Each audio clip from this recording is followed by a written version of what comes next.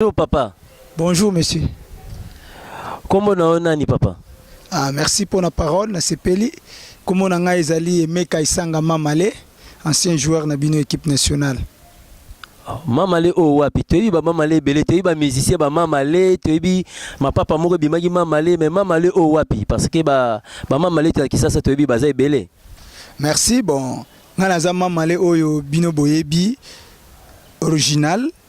Oyo abeti une équipe nationale, oyo asepeli bino bana Congo, oyo lelo a commis entraîneur, oyo lelo batu nyonso ba kombo bino bocha ba kombo ma papa o bocha ba o eloko nyonso. Donc kolo Mamale oyo mama na ngai na papa na nga ba bota ngai ba pesa ngai comme Mamale yeyo nde azo se présenter. Bon eloko nini esali ke otika bale? Merci pour la parole. Donc, Kotika Bale na ndenge oyo ndenge carrière ezalaka. Ozalaki na âge ya mukie, okomi pe na âge moko boye, komi fatigué na corps. Donc obligé donc ezo senga lisuste corps ça la sou musala na ndenge ezalaka. Pour football ezana temps. Je crois que temps chaque chose a son temps. Na betaki l'air nazalaki jeune na kompe na âge moko boye nzoto pe koli âge pe pusani ne na sentir que na tika na ngai lokola nzoto ezo pesa lisusu te na ko beta na club na nga suka équipe ya Matadi na betaki na Lima. Je crois na komai déjà na ba âge ba 39 ans moi nazaki déjà fatigué donc zo beta bale susu te ndenge pe na football ezalaka na komai ko beta football moko ya moi lent.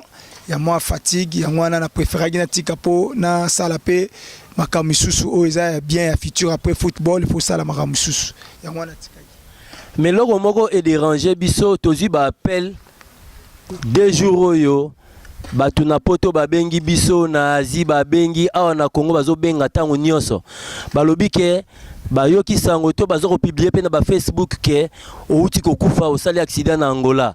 Oyi ko lobela biso nini par là parce que to moni en bonne santé pe otelemi ata AVC osalité ezali kambu nini boy.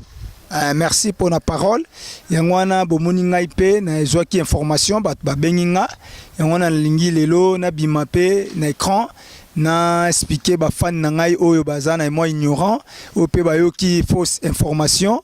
Donc ngai Mamale na bino nazali en vie nazali donc naza entraîneur nazo sala musala na ngai donc oyo wana information wana bayoki eza na ebité ba Mamale ba koma ebele mais je sais pas o bino boyebi yeyo Emeka Mamale moi na bino ya Lemba yeyo abeta na RDC 3e place donc référence à Burkina Faso donc yangoyo donc naza en vie donc naza bien donc a bonne santé donc nazo vivre donc comme tout le monde donc nazali pas de problème.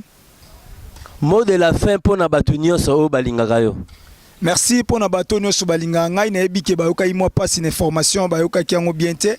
Je crois ngana ko ekolobela bango kake moni bazala paniquer te eloko nyonso bazora nanu temps pe bolingana nous ko zoma information est bien izatega même sous place bozali wana okomi ba moko paniquer par-ci par-là et ça la bien te il faut que ça notre temps à temps et lo nyonso il faut que zwana information juste ndenge ezaleli donc elo ngana ngana ba bino ngwana donc bon enquêter naza envie naza bien na sepelaka ka bo soutenir ngai na musalo na zo sala ya entraîneur moko ezosenga fo niveau à finance ezosenga niveau matériel ils très nécessaire donc il na otiki la bino numéro na ngai donc po tozana na bino na contact bo mona ngo ekozana na officier ngo wana na niveau ya écran et ozala wana na compte na ngai nyonso ekozala bien donc na saluer bino nyonso donc bozala malamu naza bien donc bambote donc merci ebele na ba oyo bazana ba Londres bazana na France bazali par-ci par-là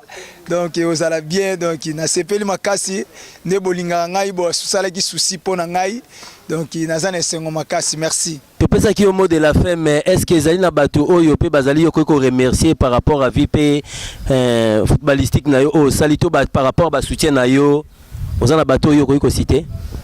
Bon, merci pour na fan na ngai na ko citer bazai belé bino boyebika star na bino ngana ko citer moi muke kaka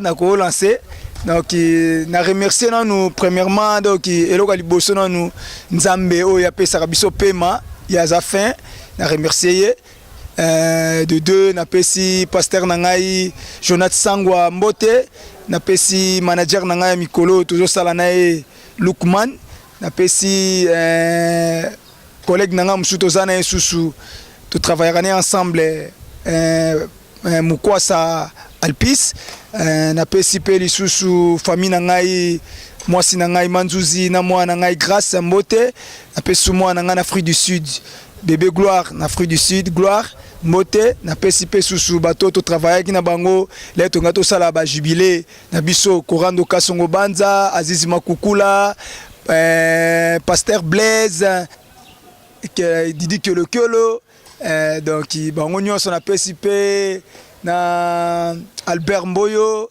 na pesi pe bato baze belé na bosanité Fali Popa yemo mutu na ngai na pesi donc yo bikaka pesi pe bango nyonso na pe frère Patrice Mote na bana na ye bango nyonso donc na famille Wera pesi bango mbote ba zala na souci à ko former pe bana na iloko bazo sala po bana bazo kola pour na musala football donc bonne chance merci.